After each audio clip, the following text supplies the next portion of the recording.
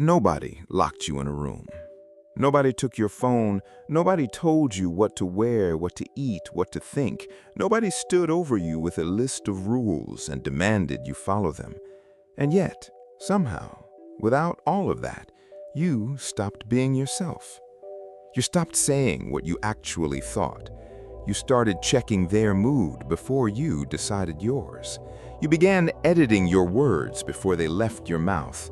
You shrunk, quietly, gradually, so slowly that you didn't even notice it was happening.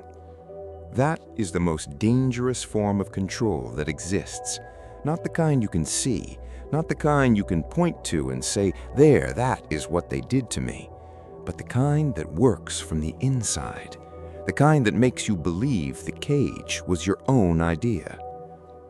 Most people imagine control as something loud, aggressive, obvious. They imagine it looks like shouting, like threats, like someone physically stopping you from leaving. And because the control in their life looks nothing like that, they tell themselves they're fine. They tell themselves they are choosing this.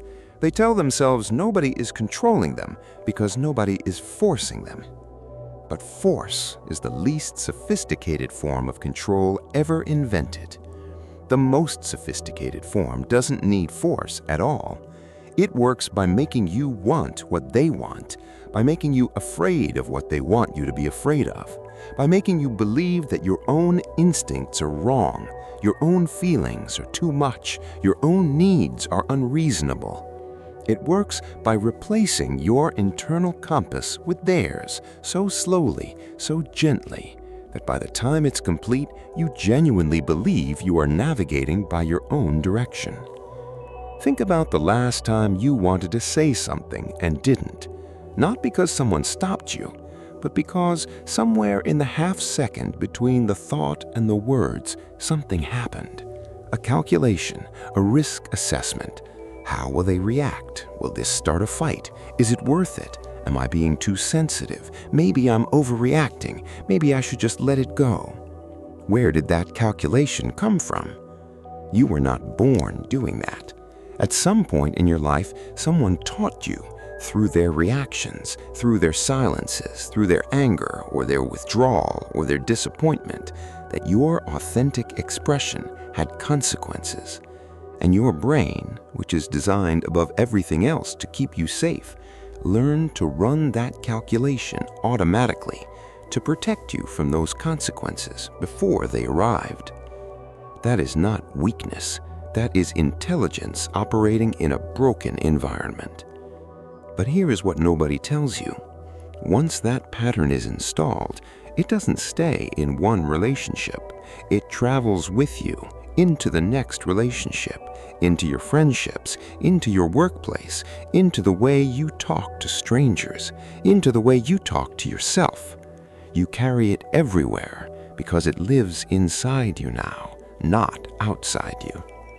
This is how the most dangerous form of control completes itself.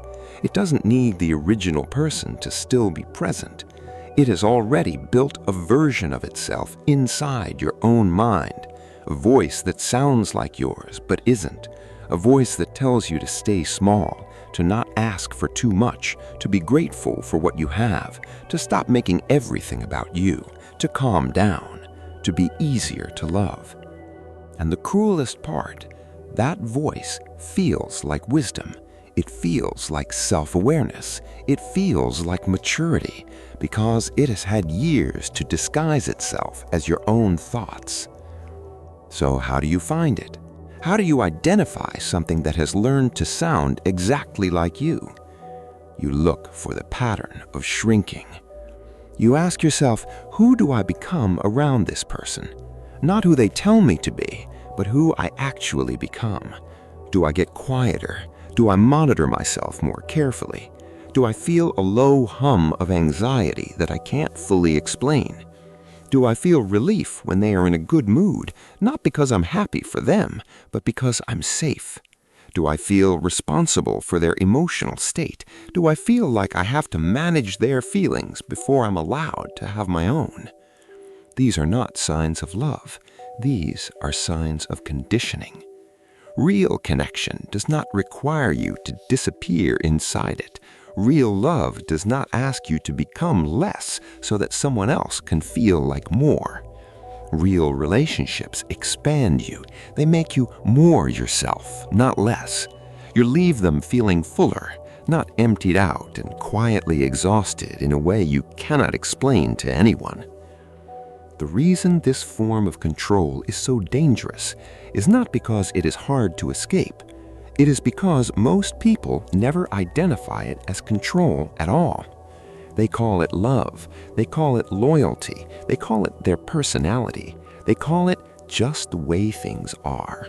They live inside it for years, sometimes their entire lives, never once suspecting that the voice telling them to stay small is not their own voice at all. But you are watching this video, which means something in you already knows. Something in you has been quietly aware longer than you have allowed yourself to admit. That awareness, that small, persistent feeling that something is not right, that you are not fully free, that you have been slowly losing yourself without knowing how, that is not paranoia. That is your real self, still there, still fighting. And it is the most important thing you will ever listen to.